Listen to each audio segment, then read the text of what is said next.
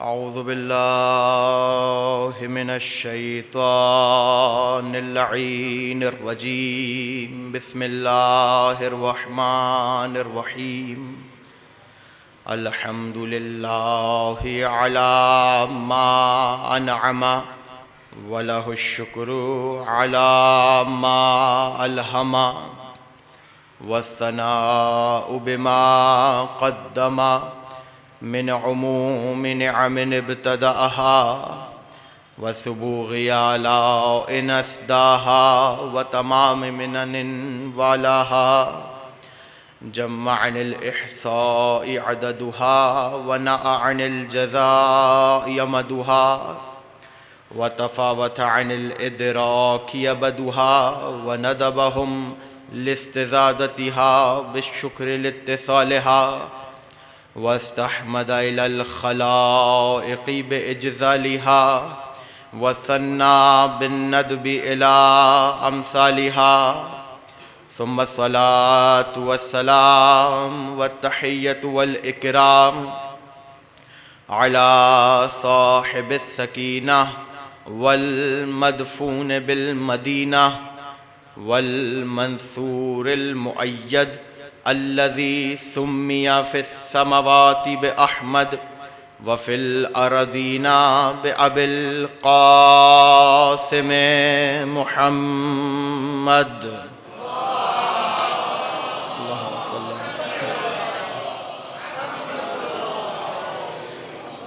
وأهل بيته الطيبين الطاهرين المعصومين المظلومين سيما بضعة رسول الله وزوجة أمير المؤمنين ومعظمة أئمة الهدى والبتول العذراء والراضية المرضية والصديقة الكبرى أعني فاطمة الزهراء سلام الله عليها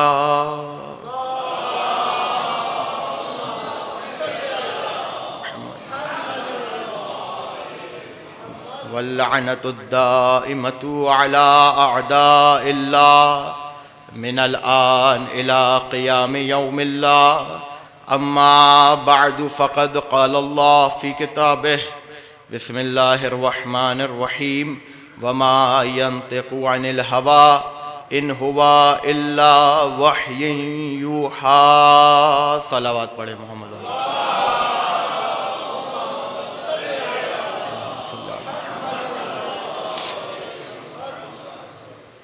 روز شہادت مادر حسنین بنت رسول الثقلین زوجہ امیر المومنین جناب سیدہ فاطمۃ الزہرا سلام اللہ علیہا اور سلسلہ سہ روزہ کی آج آخری تقریر آپ حضرات لسان وحی اور عظمت سیدہ کے عنوان سے سماعت فرما رہے ہیں۔ مسلسل گفتگو ہماری اس مرحلے پہ آ کے رکی تھی کہ عالم انسانیت کی ہدایت کے لیے یہ امر بہت ضروری تھا کہ پروردگار اپنی جس حجت کو بھیجے وہ حجت وحی کی متحمل ہو اور اس کی زبان اس کی لسان مقدس اتنی معتبر ہو کہ وہ قول الہی کا بار اٹھا سکے۔ قرآن کی آیت وما ينطق عن الهوى ان هو الا وحی یوحی، یہ آیت کے ترجمے میں حصر ہے، اور حصر کا مطلب کہ یہ نبی کلام کرتا ہی نہیں جب تک وحی نہ آ جائے۔ اس کا مطلب یہ ہوا، حصر کا مطلب یہ ہوا کہ اگر مثال کے طور پر کوئی ایسا قضیہ ہو کہ نبی کے پاس کوئی ایسا امر آ جائے یا معاملہ آ جائے جس کے متعلق وحی نہ ہوئی ہو یا مرضی الہی نہ ہو تو نبی وہاں پر خاموش رہے گا. جیسا کہ پہلے دن میں نے آپ کے سامنے روایت پیش کی تھی کہ مسلسل لوگ آ کر پوچھ رہے تھے کہ آپ کے بعد کون ہوگا جو ہمارے آپ کے امر کا ہمارے درمیان قائم کرنے والا ہوگا. تو جب تک وحی الہی نہ آ گئی نبی نے کلام نہیں کیا. اس کا مطلب یہ ہوا کہ زبان مصطفیٰ پر جو مہر لگی ہے اس کا تعلق صرف قرآن کی آیتوں کے نزول سے نہیں ہے، بلکہ قرآن کی آیتوں کے علاوہ بھی اگر نبی کوئی کلام کرے گا تو اس کے اوپر مہر لگی ہے مرضی الہی کی. کلام الہی یعنی قرآن مجید کے علاوہ بھی اگر نبی کوئی کلام کر رہے ہیں، نبی کوئی بات کہہ رہے ہیں تو اس کے اوپر مہر لگی ہوئی ہے، اور وہ مہر ہے مہر وحی، مرضی الہی کی مہر ہے. اور کل میں نے جملہ کہا تھا جس کو آج تفصیل سے بیان کروں گا اور موضوع کو سمیٹوں گا کہ ذات سے دو چیزیں ہیں جو منسوب ہوتی ہیں، یا تو قول ہوتا ہے یا فعل ہوتا ہے. بعض لوگ جو کہتے ہیں وہ کرتے نہیں، اور جو کرتے ہیں وہ کہتے نہیں. اور بعض مرتبہ کہ جو کہتے ہیں اس کے الٹ کرتے ہیں، یعنی قول اور فعل میں تضاد آ جاتا ہے. قول کچھ ہوتا ہے اور فعل کچھ ہوتا ہے. لیکن یہاں عالم یہ ہے کہ زبان لسان وحی ہے اور عمل مرضی الہی ہے. وما رمیت اذ رمیت ولکن اللہ رما. اے میرے حبیب، یہ جو پتھر آپ نے پھینکے وہ آپ نے نہیں پھینکے، وہ اللہ نے پھینکے. ہاتھ مصطفیٰ کے، اندازہ مصطفیٰ کا، پھینکنا مصطفیٰ کا، لیکن خدا نے اس فعل کو اپنے آپ سے منسوب کیا تاکہ دنیا والوں کو دکھائے کہ اگر یہ نبی کبھی کچھ کہے تو یہ اپنی مرضی سے نہیں بلکہ ہماری مرضی سے کہے گا، اور اگر یہ نبی کچھ کرے تو یہ اپنی مرضی سے نہیں کرے گا، ہماری مرضی سے کرے گا. دیکھیں، یاد رکھیں، قول اور فعل میں تضاد نہ بھی ہو تو وقفہ آتا ہے. مثال کے طور پر میں نماز پڑھ رہا ہوں تو میں یہ نہیں کہوں گا میں نماز پڑھ رہا ہوں، میں نماز پڑھ رہا ہوں، میں نماز پڑھ رہا ہوں. نماز پڑھ کے دکھاؤں، وہ قول نہیں ہے، وہ فعل ہے. آپ مجھ سے پوچھے جناب مغرب کا وقت قریب ہے، میں نے کہا ہاں میں نماز پڑھوں گا. تو جب میں یہ کہہ رہا ہوں کہ میں نماز پڑھوں گا اس وقت میں نماز پڑھ نہیں رہا ہوں، اس وقت میرا قول ہے. قول اپنے فعل کے مطابق تب ہوگا جب میں وہ فعل انجام دوں جو میں نے کہا ہے. لیکن کچھ مورد ایسے ہوتے ہیں جہاں قول اور فعل بیک وقت نظر آ رہا ہوتا ہے، اور اگر ایسا کوئی موقع نبی کی زندگی میں آ جائے کہ قول اور فعل ایک ساتھ نظر آئے تو وہ موقع بڑی اہمیت کا حامل ہوگا، اس لیے کہ بیک وقت مرضی الہی کے ماتحت نبی کا قول بھی آ رہا ہے، نبی کا فعل بھی آ رہا ہے. اب سمجھ میں آیا؟ صرف اعلان نہیں کیا تھا بلکہ علی کو بلند کر کے فعل کا اظہار کیا اور من کنت مولا کہہ کے قول کا اظہار کیا. یعنی بتایا نہ علی کو اٹھانا میری مرضی سے ہے، نہ من کنتوں کا اعلان میری مرضی سے. لہذا وہ موقع کہ اگر نبی کی زندگی میں قول اور نبی کا فعل دونوں مطابقت رکھیں اور ایک ہی وقت میں ہوں تو وہ اہمیت کا حامل ہے. لہذا اگر نبی یہ کہے بابھا بابی و بیتھا بیتی، مسلسل اس حدیث پر گفتگو ہو رہی ہے، بابھا بابی و بیتھا بیتی، سیدہ کا دروازہ میرا دروازہ ہے، سیدہ کا گھر میرا گھر ہے. تو بیک وقت نبی صرف کہہ نہیں رہے بلکہ تعظیم کر کے بتا رہے ہیں. اور اگر نبی کہیں فاطمہ تو ام ابیہا، کہ فاطمہ اپنے باپ کی بھی ماں ہیں، توجہ کیجئے گا، کائنات میں بڑے بڑے باپ گزرے اور بڑی بڑی بیٹیاں گزری اور بڑے بڑے لاڈ اور ناز گزرے، لیکن کبھی یہ ترکیب کسی باپ نے اپنی بیٹی کے لیے استعمال نہیں کی. اگر نبی یہ کہیں فاطمہ تو ام ابیہا، فاطمہ اپنے باپ کی ماں ہے، تو اس کا مطلب یہ ہے کہ نبی سیدہ کے سامنے صرف باپ کی حیثیت سے نہیں آتے ہیں. آپ خاموش ہو گئے اس جملے پر. اگر رسول، دیکھیں بزرگوں سے تو میں نے ابھی تک کوئی تقاضا نہیں کیا، اس لیے کہ بزرگ مجھ سے بہت بہتر جانتے ہیں. بات کر رہا ہوں جوانوں سے کم اتنا بولیے گا مجھے اندازہ ہو میرا پیغام جوانوں تک پہنچ رہا ہے. بزرگ تو بیٹھے حاصل ثواب کے لیے نا، اور ان کو سبق سنانے کے لیے بیٹھا ہوں. تو بزرگوں سے دعائیں لوں گا, نوجوانوں سے چاہتا ہوں کہ تھوڑا سا بولیں تاکہ مجھے پتہ چلے پیغام آپ تک پہنچا ہے. اگر نبی یہ کہہ رہے ہیں فاطمہ تو ام ابیہا, لیکن لفظ ہے, کبھی موقع ہوا تو ام ابیہا پر گفتگو ہوگی لیکن آج موقع نہیں ہے. فاطمہ ام ابیہا ہیں. اگر نبی یہ کہہ رہے ہیں تو اس کا مطلب یہ ہے کہ بیک وقت نبی صرف کہہ نہیں رہے بلکہ کر کے دکھا رہے ہیں.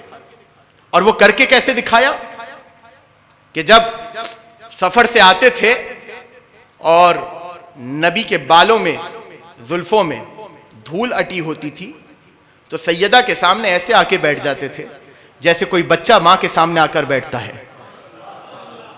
اور سیدہ رسول کے بالوں سے اس طرح دھول کو صاف کرتی تھیں جیسے ماں اپنے بچوں کے بالوں کو سنوارا کرتی ہے. یہی وجہ ہے کہ ازواج نبی یہ کہنے پر مجبور ہوئیں کہ ہمیں سیدہ سے زیادہ نبی کے قریب کوئی نظر ہی نہیں آیا, ہمیں جناب سیدہ کے علاوہ نبی سے زیادہ قریب کوئی نظر ہی نہیں آیا. اور اگر کہہ رہے ہیں فاطمہ تو ام ابیہا تو دیکھیں یہ بات آپ نے مشاہدہ کی ہوگی اور میں نے بھی کی ہے. جب انسان کسی طویل سفر کے لیے گھر سے نکلتا ہے تو سب سے زیادہ والہانہ طریقے سے جو رخصت ہوتا ہے وہ اپنی ماں سے ہوتا ہے.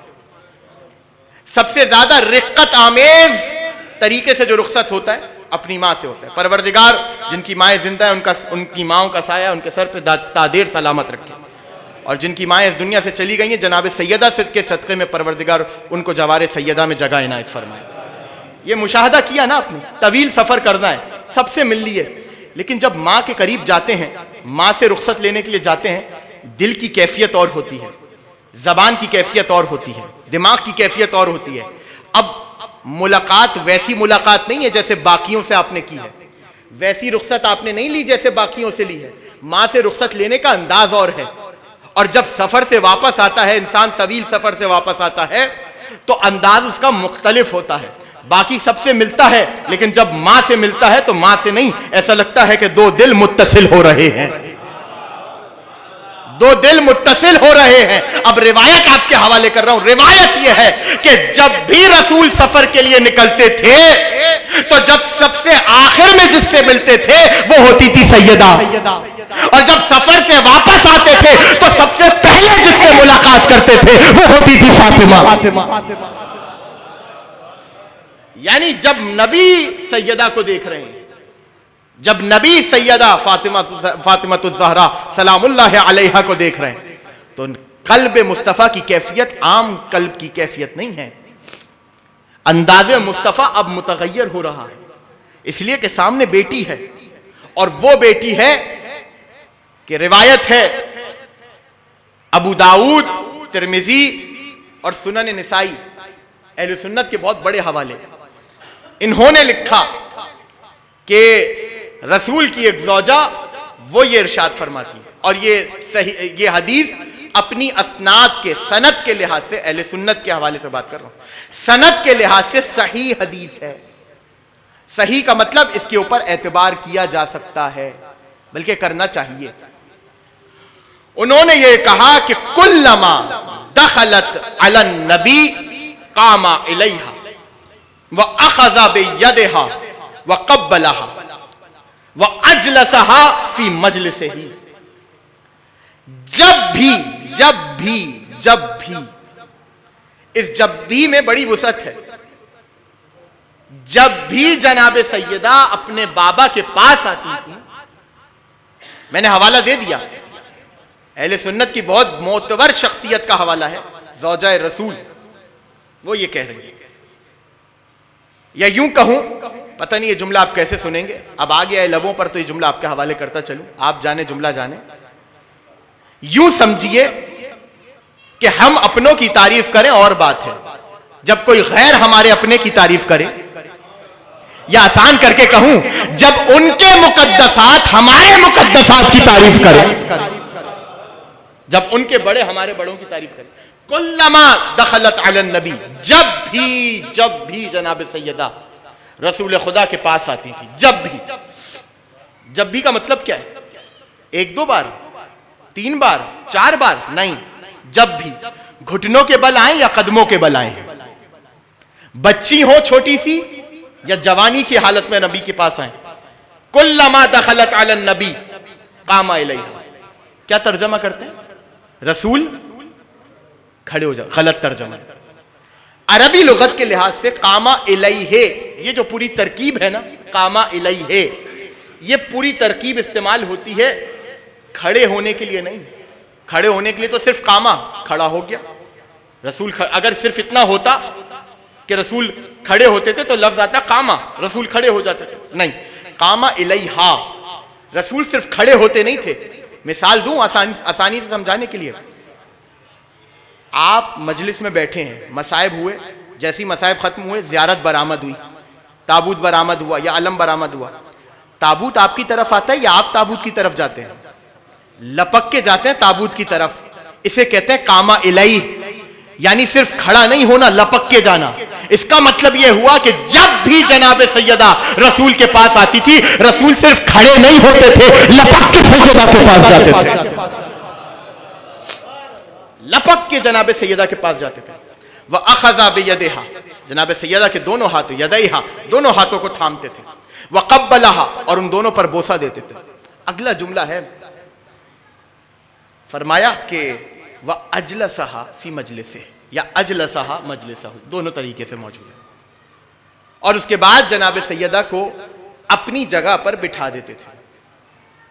میں نے کیوں آپ کو حوالہ دیا؟ دیکھیں بزرگ بہتر جانتے ہیں اس بات کو, جوانوں کے لیے عرض کر دوں کہ پہلے یہ ہوتا تھا گھروں میں, خاندانوں میں, کہ خاندان کا جو بڑا ہوتا تھا اس کی ایک خاص مسند ہوا کرتی تھی, یا کرسی ہوا کرتی تھی, یا تخت ہوا کرتا تھا, یا صوفہ, کوئی بھی اس کی بیٹھنے کی جگہ. تو ان کی موجودگی میں یا غیر موجودگی میں کسی میں اتنی ہمت نہیں تھی کہ وہ جا کے ان کی جگہ پر بیٹھ جائے. یہ ہوتا تھا خاندانوں میں. ہوگا کسی کے ذہن میں تصور, بزرگ تو بہتر جانتے ہیں. اچھا, ہم اپنے مدرسے میں بھی, ہمارا جو حوزہ علمیہ ہے اس میں بھی یہ رواج ہے. یہاں پر پاکستان میں ہو یا ہندوستان میں ہو, ایران میں ہو یا عراق میں ہو, یہ طریقہ ہے. استاد کی جگہ پر طالب علم نہیں بیٹھتے جا کے, بھلے استاد دیکھے یا نہ دیکھے, استاد حاضر ہو یا غائب ہو. ہم بھی اپنے استاد کی جگہ پہ نہیں بیٹھتے. اچھا, ہمیں معلوم ہے اگر ہم بیٹھ جائیں گے ہمارا استاد ہمیں کچھ نہیں کہے گا, نہ وہ ناراض ہوگا, لیکن ہم نہیں بیٹھتے جا کر. جانتے ہیں وجہ کیا ہے؟ وجہ یہ ہے خاندان کی روایت جو ہمارے یہاں قائم تھی اس کی بنا پر بھی کہہ رہا ہوں, اور جو حوضوں میں طریقہ ہے اس کی بنا پر. استاد کی جگہ پر جا کے کوئی طالب علم اس لیے نہیں بیٹھتا, خود سے نہیں بیٹھتا, چاہے استاد حاضر ہو یا غائب ہو, دیکھ رہا ہو یا نہ دیکھ رہا ہو, اس لیے جا کر اس کی جگہ پہ نہیں بیٹھتا کیونکہ وہ جانتا ہے کہ میرا استاد مجھ سے مرتبے میں اور علم میں اور فضیلت میں زیادہ ہے. اگر اس مرتبے کے برابر میں آ جاؤں تو حیثیت ہے کہ جا کے بیٹھ جاؤں. بات سمجھ میں آ گئی نا؟ اگر یہ ہوتا روایت میں تجلسو علی مجلسہ, اور روایت کس سے؟ زوجہ رسول سے. اگر وہ یہ کہتی کہ جب جناب سیدہ آتی رسول ان کے ہاتھوں کا بوسہ دیتے اور وہ وہاں جا کے بیٹھ جاتی تھیں جہاں رسول بیٹھا کرتے, تب تو تاریخ لکھ سکتی تھی کہ مسند رسالت پر سیدہ خود جا کر بیٹھ گئیں. جملہ سنیے گا, جملہ سنیے گا, مسند رسالت پر خود جا کے بیٹھ گئیں. ہو سکتا تھا آج کوئی زبان درازی کرتا, جیسے چوری کے معاملے میں کرتے ہیں آج کل زبان درازی, ویسے کوئی زبان درازی کرتا اور کہتا کہ جناب سیدہ نے خدا نہ خواستہ نعوذ باللہ نستجیر باللہ نقل کفر کفر نہ باشد, وہ یہ کہتا کہ جناب سیدہ نے بے ادبی کی, وہ رسالت, وہ مسند جو رسالت و نبوت کی ہے وہاں جا کے خود سے بیٹھ گئی. اس لیے جبر مشیت تھا کہ قدرت نے لکھوایا اور قدرت نے کہلوایا کہ زوجہ رسول نے کہا اجلسہا فی مجلس سے, خود نہیں بیٹھتی تھی, رسول بٹھایا کرتے تھے. اب جملہ آپ کے حوالے کروں, مسند ہے رسالت کی, مسند ہے نبوت کی, فاطمہ کو بٹھا کے رسول نے بٹھایا. جنہیں میں بٹھاؤں وہ اور ہوتے ہیں, جو خود سے آ کے بیٹھے وہ اور ہوتے.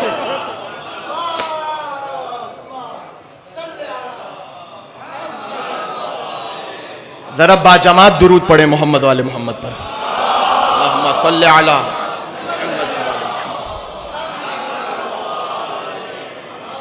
خود نہیں بیٹھتی تھی, رسول بٹھاتے تھے.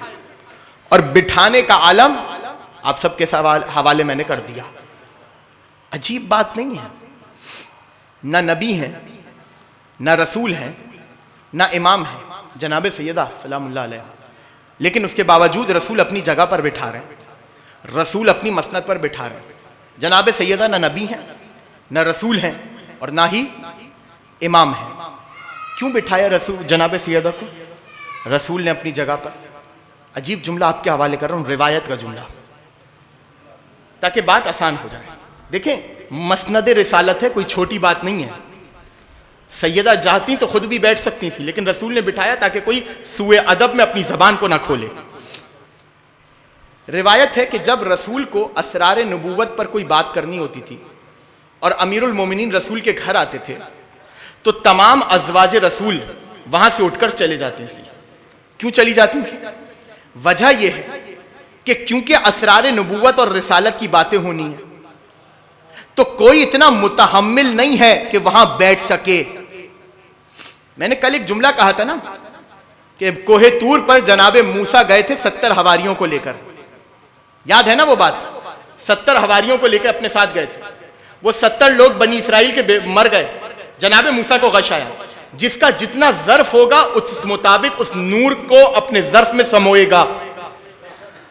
اسرار نبوت کی باتیں جب ہو رہی ہوں تو بیٹھے وہ کہ جو ان اسرار کو برداشت کر سکے، لہذا ازواج اٹھ کر چلی جاتی تھی۔ اور اس کے بالکل برعکس جملہ سنیے گا، اس کے بالکل برعکس جب رسول علی کے گھر جاتے تھے اسرار نبوت و رسالت کی باتیں کرنے تو نہ علی اپنی جگہ سے اٹھتے تھے، نہ فاطمہ اپنی جگہ سے اٹھتی تھی، نہ حسن اپنی جگہ سے اٹھتے تھے، نہ حسین اپنی جگہ سے اٹھتے تھے۔ اب جملہ آپ کے حوالے کر رہا ہوں، اس کا مطلب یہ ہوا کہ انہوں نے جو اٹھی تھی انہوں نے اٹھ کر بتایا ازواج نبی اور ہیں، اہل بیت نبی اور ہیں، ازواج نبی اور ہیں، اہل بیت نبی اور ہیں، اہل بیت نبوت اور ہیں۔ اور یہ جملہ یاد رکھیے گا، نبی نے سلام کر رہے ہیں دروازے پہ کھڑے ہو کر، نبی یہ نہیں کہ میں نے پھر واضح کر دوں، یہ زبان وحی ہے، یہ عمل جو ہو رہا ہے مرضی الہی کے ماتحت ہو رہا ہے۔ جو رسول فعل انجام دے رہے ہیں جناب سیدہ کی تعظیم میں یا قول صادر فرما رہے ہیں وہ سب مرضی الہی کے ماتحت ہے، یہ بات واضح رکھیے گا۔ تو رسول دروازے سیدہ پہ کھڑے ہو رہے ہیں ہر نماز سے پہلے اور ہر نماز کے بعد، کم سے کم 17 مہینے نبی نے یہ فعل انجام دیا، ہر نماز سے پہلے ہر نماز کے بعد۔ اور کیا کہہ رہے ہیں؟ السلام علیکم یا اہل بیت النبوہ، اے نبوت کے گھر والوں آپ پر سلام۔ نبی نے یہ نہیں کہا السلام علیکم یا اہل بیت النبی، اے نبی کے گھر والوں آپ پر سلام۔ توجہ توجہ توجہ، آپ کہیں گے جناب کیا فرق ہے دونوں باتوں میں، نبی ہو یا نبوت ہو؟ فرق ہے۔ میں کہوں فلاں بچہ عالم کے گھرانے کا ہے، عالم کے گھرانے کا ہے، اس کا تعلق عالم کے گھرانے سے، تو آپ کا ذہن فوراً جائے گا کہ ہوگا ان کے خاندان میں کوئی نہ کوئی عالم، کوئی ایک آدھ عالم ہوگا۔ لیکن اگر میں کہوں یہ فلاں بچہ علم کے گھرانے سے تعلق رکھتا ہے تو اب آپ کا ذہن یہاں نہیں جائے گا کہ اس کے خاندان میں کوئی ایک عالم ہوگا، آپ کا ذہن فوراً اس طرف سفر کرے گا کہ یقیناً اس کے گھر میں بچہ علم پسند ہوگا۔ یعنی جب کسی خاندان کا یا کسی فرد کا تعلق اس کے خاندان کے اعتبار سے صفت سے کروایا جائے تو اس کا مطلب یہ ہوتا ہے کہ خاندان میں وہ صفت بدرجہ اولا پائی جاتی ہے۔ رسول یہ نہیں کہہ رہے السلام علیکم یا اہل بیت النبی، اے نبی کے گھر والوں آپ پر سلام۔ رسول کہہ رہے السلام علیکم یا اہل بیت النبوہ، اے نبوت کے گھر والوں آپ پر سلام۔ مطلب یہ ہوا، جملہ آپ کے حوالے کر رہا ہوں، مطلب یہ ہوا کہ نبی بتا رہے ہیں کہ اہل بیت نبی اور ہیں، اہل بیت نبوت اور ہیں۔ نبوت ختم ہو گئی محمد پر، لیکن کمال نبوت علی میں بھی نظر آئیں گے، فاطمہ میں بھی نظر آئیں گے۔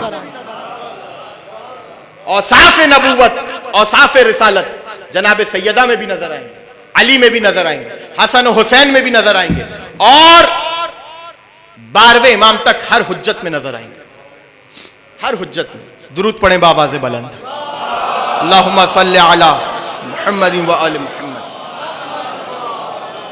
لہذا جو کچھ نبی ارشاد فرما رہے ہیں شان سیدہ میں، عظمت سیدہ کے باب میں، وہ وحی الہی کے ماتحت ارشاد فرما رہے ہیں۔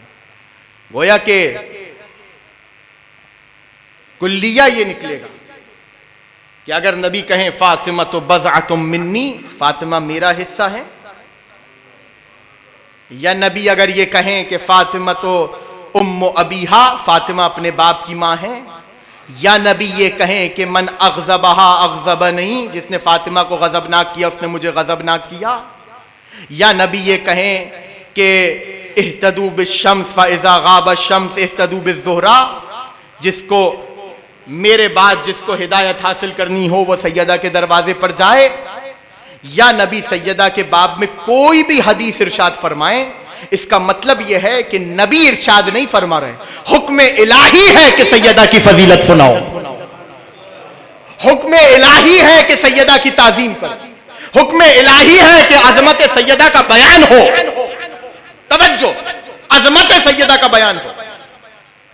تو نہ نبی ہے، نہ رسول ہے، نہ امام ہے، لیکن اس کے باوجود منزل ہے سیدہ یہ ہے کہ نبی کے سامنے آئے تو نبی کھڑے ہو جائیں۔ عجیب و غریب جملہ ہے، نبی کے سامنے آئے تو نبی کھڑے ہو جائیں، علی کے سامنے آئے تو علی جھک کر سلام کریں، حسن و حسین دیکھیں تو جھک کر اپنی ماں کو سلام کریں۔ یہ حجت کس کو سلام کر رہی ہے؟ یہ نبوت و رسالت و امامت کس کو سلام کر رہی ہے؟ حدیث قصہ کی طرف آپ کو لے کے جاتا ہوں۔ جب رسول خدا چادر میں آ گئے، امیر المومنین چادر میں آ گئے، حسن چادر میں آ گئے، حسین چادر میں آ گئے، اس کے بعد جناب سیدہ چادر میں آئی، ایک جملہ کہا بیوی نے، اس جملے کو سمجھیے گا، اس جملے کو سمجھیے گا۔ اچھا، اس جملے سے پہلے عربی زبان کے دو لفظ ہیں، ان کا فرق آپ کے حوالے کرو اگر مزاج ہے تو۔ سب کا ہے نا بھائی، جوان جتنے بیٹھے ارادہ ہے نا؟ اب سنیے دو لفظ، ایک ہے لفظ کمال اور ایک ہے لفظ تمام۔ ہمارے یہاں اردو میں یہ دونوں لفظ قریب المعنی استعمال ہوتے ہیں، یعنی کام مکمل ہو گیا اور کام تمام ہو گیا، دونوں کے لیے استعمال ہوتا ہے۔ لیکن عربی زبان میں فرق ہے، لفظ کمال وہاں ادا ہوتا ہے جہاں پر کسی کام کی غرض پوری ہو جائے، مقصد پورا ہو جائے، مثال کے طور پر، اور تمام کا لفظ استعمال وہاں ہوتا ہے جہاں پر کسی چیز کی مقدار، عدد، کوانٹٹی وہ پوری ہو جائے۔ مثال کے طور پر یہ ممبر ہے، یہ ممبر بنا، لا کے امام باڑے میں یا مسجد میں لا کے رکھ دیا، ممبر پہ ہیں علم، ساری پالش والش ہو کر، یہ گدے ودے لگ کر، علم لگ گیا، ہار وار لگ گئے، سب کچھ ہو گیا۔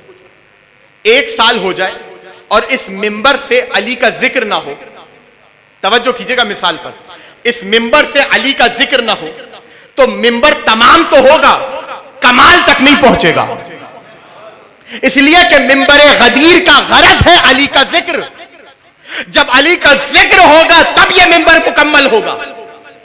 مثال پہنچ گئی، مسجد بن جائے، ایک سال تک مسجد میں نماز ہی نہ ہو تو مسجد تمام تو ہو گئی لیکن مکمل تب ہوگی جب یہاں نماز ہوگی، یعنی جب فعل کی غرض پوری ہو تو وہاں لفظ کمال آتا ہے۔ اب آیت پڑھوں آپ کے سامنے، الیوم اکملت لکم دینکم واتممت علیکم نعمتی، آج ہم نے تمہارے دین کو مکمل کر دیا، یعنی یہ آیت علی کی ولایت کے اعلان کے بعد نازل ہو کر پروردگار نے دنیا کو بتایا، آدم سے لے کر محمد تک جس دین کے لیے ہر نبی محنت کر رہا تھا اس کی غرض کا نام ہے ولایت علی ابن ابی طالب،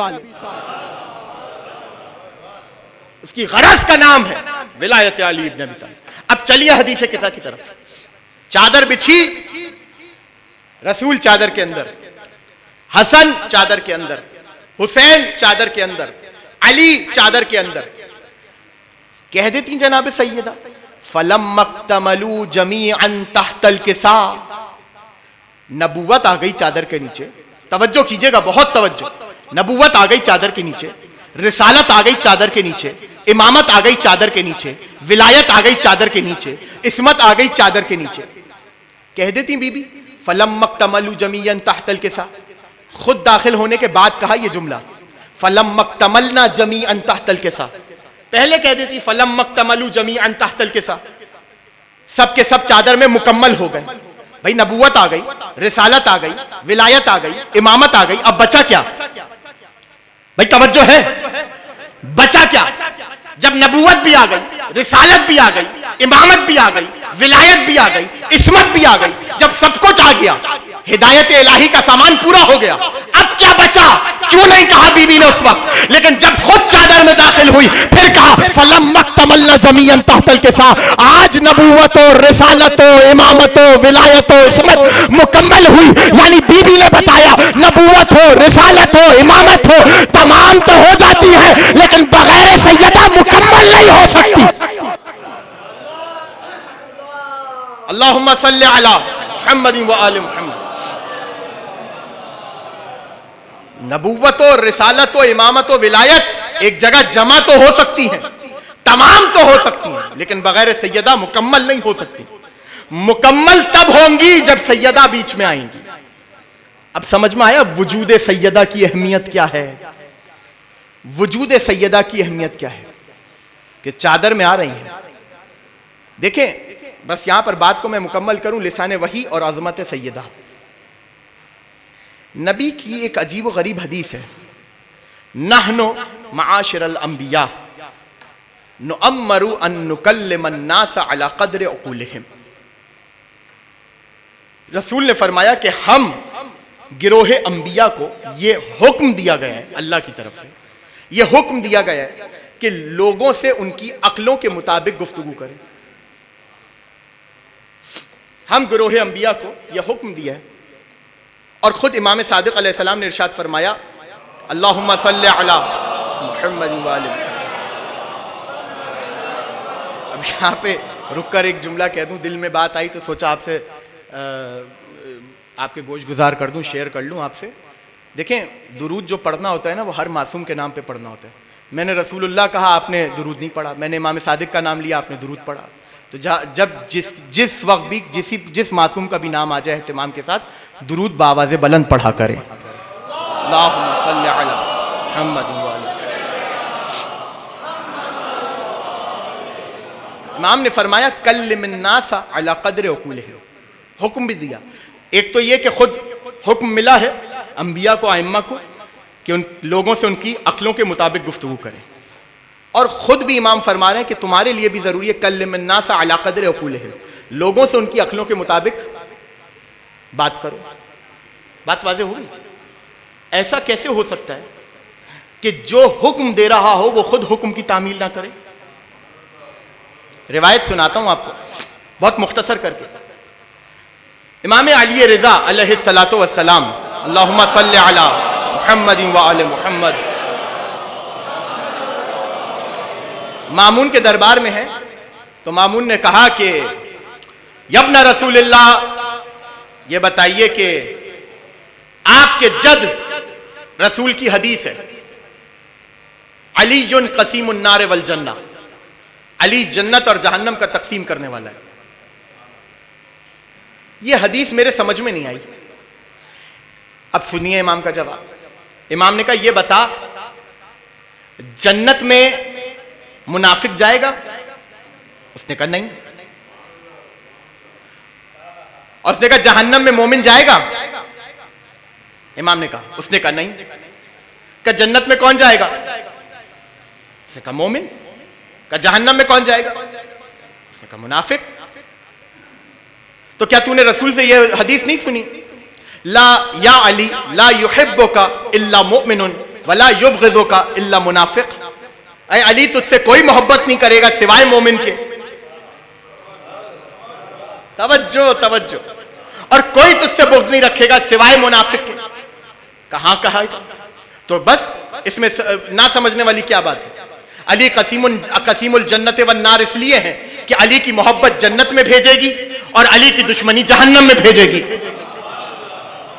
آپ نے سن لی حدیث؟ آپ نے کہا کتنا اچھا جواب دیا امام نے. حدیث کو ایک دم حل کر دیا، پانی کی طرح صاف. مرحلہ حل ہو گیا، مسئلہ حل ہو گیا. امام کے ساتھ امام کا صحابی. امام گھر آئے، ظاہراً ابا سلط حروی. امام گھر آئے. اب ابا سلط امام کے ساتھ ہے. آ کے بیٹھا امام کے سامنے، مسکرا رہا ہے. کہا کیا ہوا ابا سلط؟ کہا مولا مامون نے جو آپ سے سوال کیا تھا اور آپ نے جو جواب دیا تھا میں نے سنا. اب دیکھیں یہ ہے مولا کا شیعہ. مولا کا شیعہ وہ ہے جو جانتا ہے کہ امام نے کب کہاں کوئی بات جو کی ہے اس کا مقصد کیا تھا. لہذا ذہن میں کوئی سوال آتا ہے تو وہ امام ہی سے پوچھتا ہے. اب اصلت حروی نے کہا مولا یہ بتائیے ابھی جو آپ نے حدیث اس نے کہی اور شبہ کا اظہار کیا آپ نے جواب دیا, یہی جواب تھا اس جو سوال کا. اب جملہ سنیے گا. امام نے مسکرا کے کہا یا ابا سلت تکلمت من حیث ہوا, میں نے اس سے اس کی عقل کے مطابق جواب دیا تھا. میں نے اس کو اس کی عقل کے مطابق جواب دیا تھا. ورنہ سنو اے ابا سلت, میں نے اپنے بابا سے اور انہوں نے اپنے آبا و اجداد سے سنتے سنتے رسول خدا سے سنا کہ یہ فرما رہے تھے یا علی انت قائم علی الصراط وقال للجہنم ھذا لی وھذا لک. یا علی تم ہی وہ ہوگے جو جہنم میں کھڑے صراط پہ کھڑے ہوگے اور جہنم کو حکم دو گے اے جہنم یہ میرا ہے اسے چھونا نہیں, یہ تیرا ہے اسے چھوڑنا نہیں. اب یہ جواب جو امام نے ابا سلط حروی کو دیا, اگر یہ جواب امام رضا مامون کے دربار میں دیتے تو اس کی عقل اس مطابق تھی ہی نہیں کہ وہ اس جواب کو برداشت کر سکتی.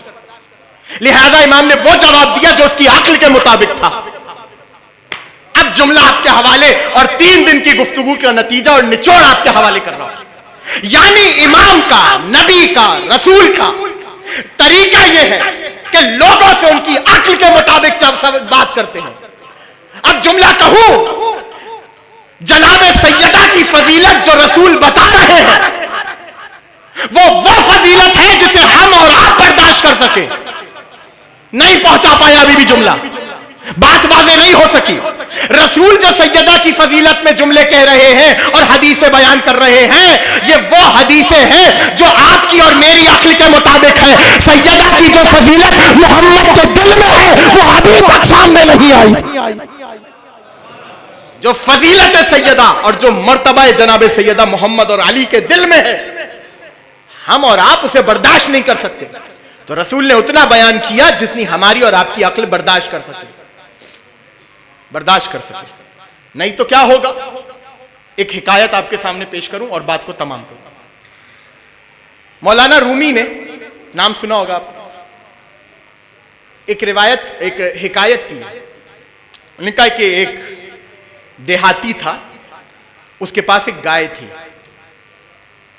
وہ اپنی گائے سے بہت محبت کرتا تھا. بہت توجہ سے سنیے گا اس حکایت کو.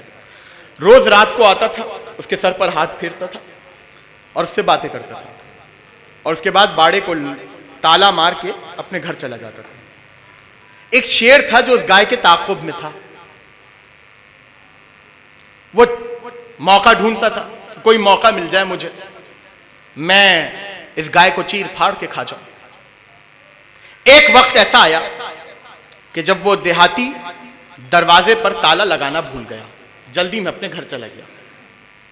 پیچھے سے وہ شیر آیا, رات کا وقت تھا, اس نے گائے کو کھایا اور اس کی کھال اوڑھ کر لیٹ گیا وہیں پر.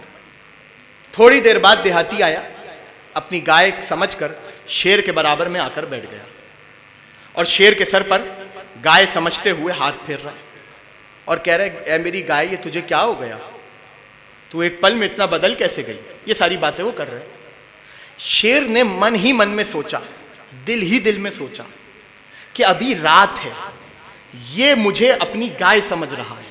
اگر ابھی روشنی ہو جائے, توجہ, اگر ابھی روشنی ہو جائے اور اسے پتہ چل جائے کہ یہ پوری رات گائے کے ساتھ نہیں بلکہ شیر کے ساتھ بیٹھا تھا, تو اس کا کلیجہ پھٹ جائے گا. یعنی ابھی تک اس کے سامنے جو حقیقت ہے وہ اندھیرے میں ہے, لیکن جیسے ہی روشن ہوگی اس کا کلیجہ پھٹ جائے گا. اب سمجھ میں آیا, سیدہ کی فضیلت ابھی تک ہم نے اندھیرے میں سنی ہے, جب مہدی آ کر روز روشن میں سیدہ کی فضیلت سنائیں گے منافقوں کے کلیجے پھٹ جائیں گے.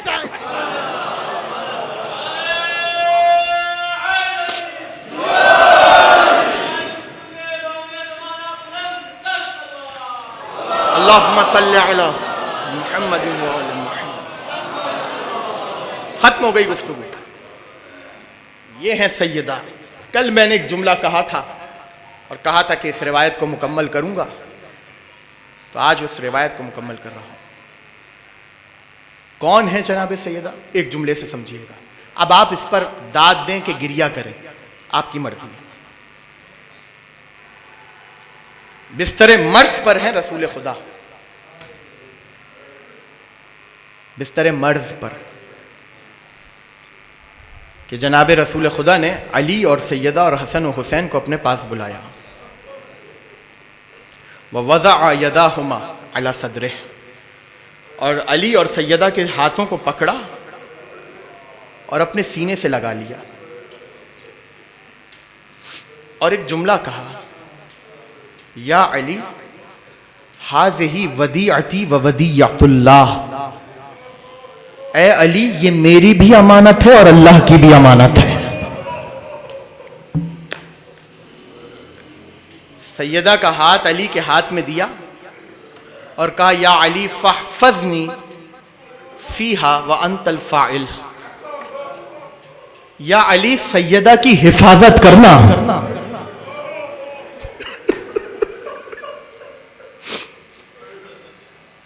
اور یا علی میں جانتا ہوں کہ تم کر لو گے. آپ نے کل بڑی مصیبتیں سنی نا سیدہ کی. یہ بند کر دیں، یہ روشنی بند کر دیں. آپ نے کل بڑی مصیبتیں سنی نا جناب سیدہ کی. رسول کیا فرما رہے؟ فاحفظنی فیہا، یا علی سیدہ کی حفاظت کرنا.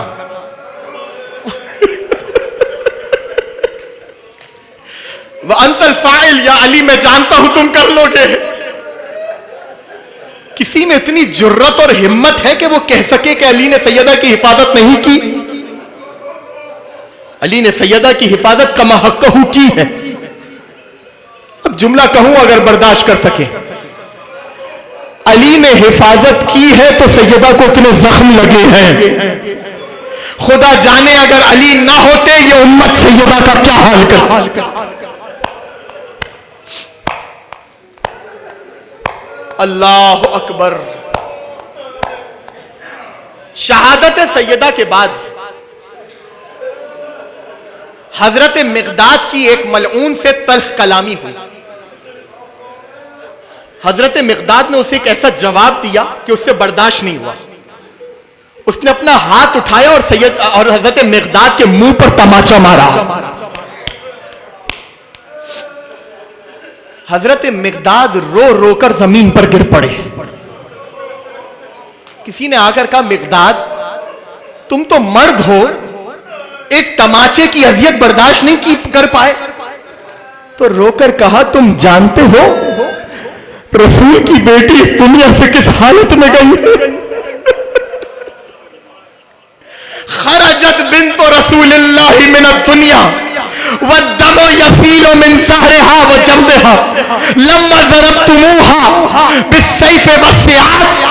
مقداد فرماتے رسول کی بیٹی اس دنیا سے اس حالت میں گئی کہ جب تم نے رسول کی بیٹی کو تلوار اور تازیانے مارے ہیں تو رسول کی بیٹی کی پیٹ سے خون رس رہا تھا. اجرکم علی اللہ، اجرکم علی صاحب الزمان. مولا آپ کو کوئی غم نہ دے سوائے غم اہل بیت کے. یہ جو آوازیں بلند ہو رہی ہیں نا، میرا چھٹا امام فرماتا ہے، اللہم ارحم تلک صرخۃ التی کانت لنا، پروردگار ان چیخوں پر رحمت نازل فرما جو ہمارے مصائب میں بلند ہوتی ہے. سبحان اللہ سبحان اللہ. کیا اچھا گریہ کر رہے ہیں. میں دعوت دوں گا یا صاحب الزمان ذرا آ کر دیکھیے آپ کے شیعہ آپ کی چدر کا پرسہ دے رہے ہیں. وہ شب آ گئی نا عزیزو، آج حسن و حسین کے سر سے ماں کا سایہ اٹھ گیا ہو. اجرکم علی اللہ، اجرکم علی صاحب الزمان. روایت کہتی ہے دربار سے آنے کے بعد، اب جناب سیدہ دربار سے واپس کیسے آئیں مجھے نہیں معلوم، لیکن مدینے میں ایک صدا گونجتی تھی، فضا مجھے تھامو سیدہ سے چلا نہیں جا رہا. ایک ہاتھ پہلو پر कमर झुकी हुई और सहारा लेकर फातिमा नमाज पढ़ रही है।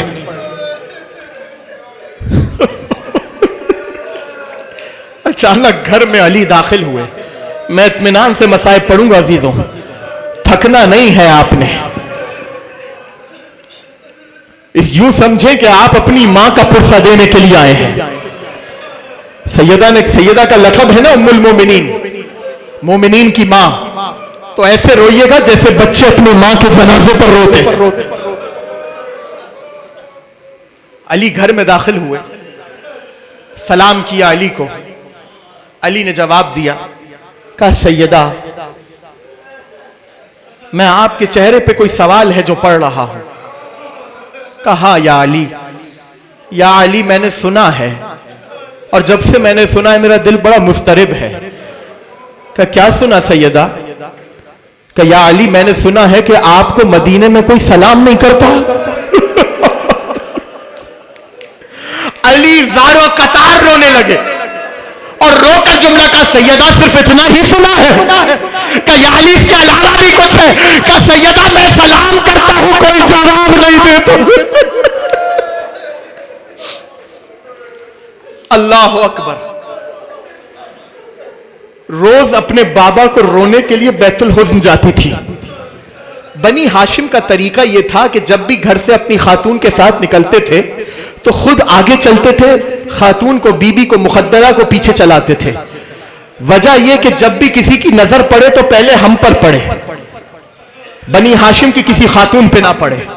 लेकिन जब अली सैयदा को बैतुल हुज़्न लेके जाते थे ना, तो अब अली ने वतीरे को तब्दील कर दिया था। खुद पीछे चलते थे, सैयदा को आगे चलाते थे। जानते हो अजीज़ों वजह क्या थी? वजह यह थी कि सैयदा का एक हाथ पहलू पर था, कमर झुकी हुई थी और लड़खड़ा के चला करती थी। अली को डर होता था कि ऐसा ना हो रास्ते में रसूल की बेटी जमीन पर गिर जाए। अल्लाह अकबर। मुझे नहीं मालूम सैयदा ने इतने दिन इस कर्ब में कैसे गुजारे, लेकिन एक दिन आया कि मुकर्रर था कि एक दिन सैयदा काम करती थी, एक दिन फिजा काम करती थी।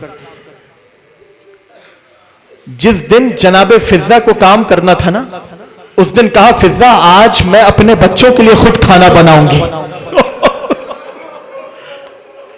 फिजा आज मैं अपने बच्चों के लिए खुद खाना बनाऊंगी। सैयदा ने खाना बनाया।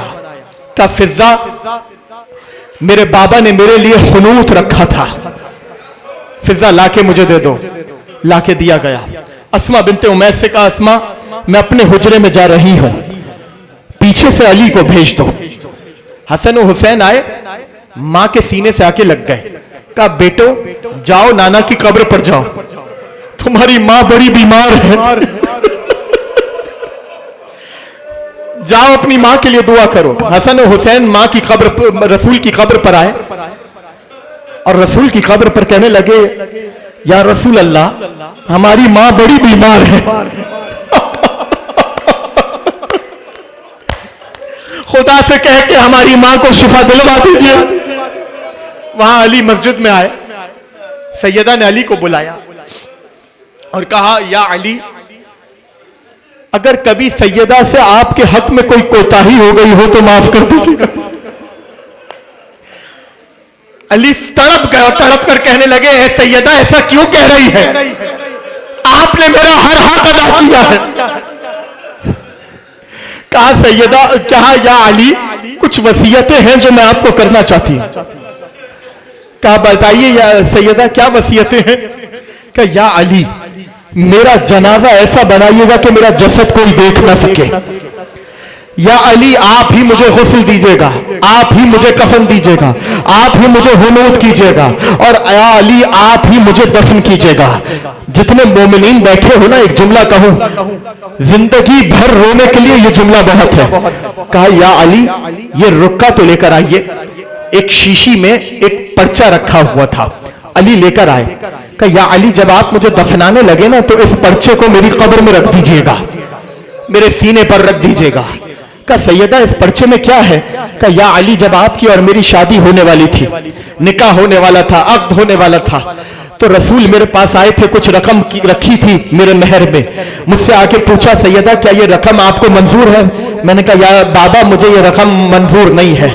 تو فوراً جبریل نازل ہوئے تھے اور نازل ہو کر کہا تھا کہ اے رسول بعد السلام خدا کہہ رہا ہے سیدہ سے کہیے ہماری پوری جنت حاضر ہے, اپنے مہر میں رکھ سکتی ہے.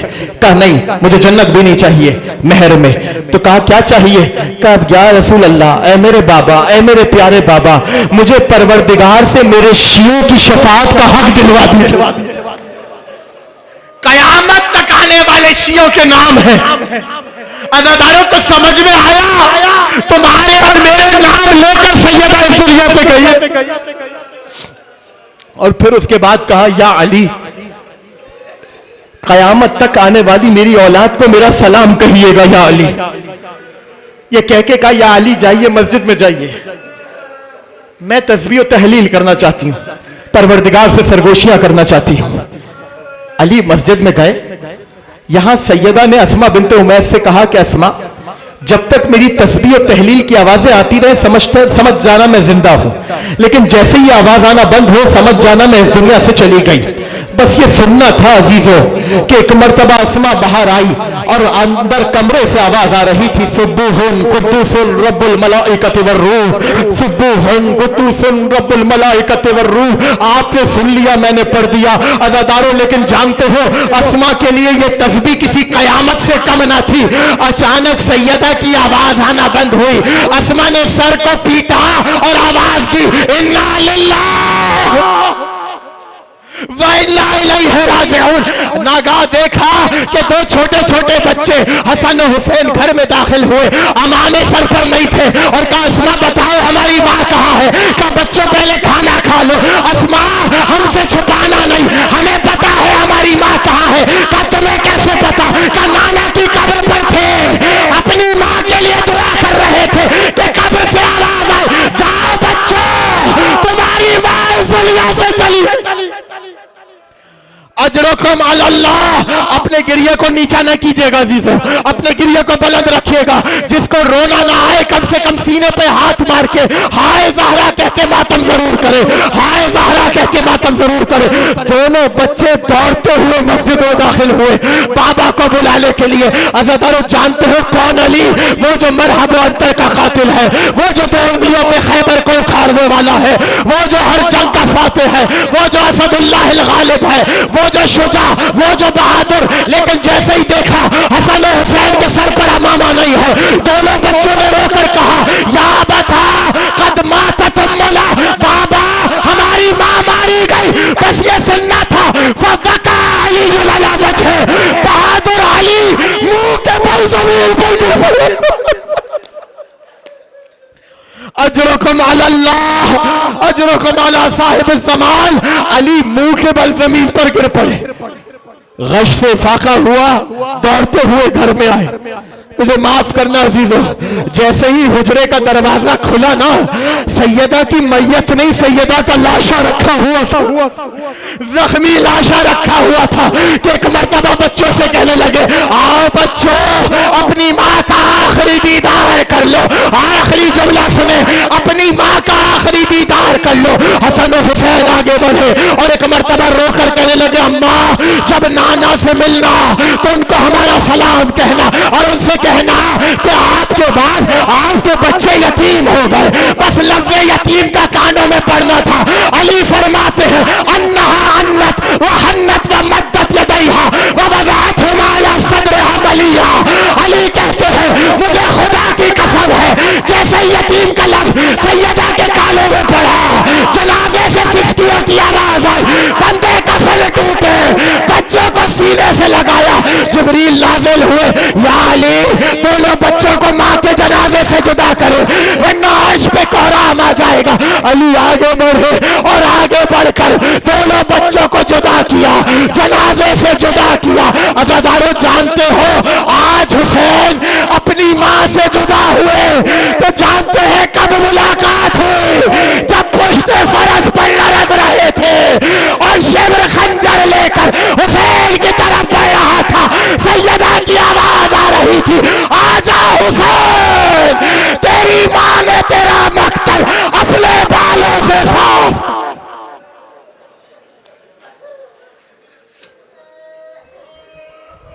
मातम ज़हरा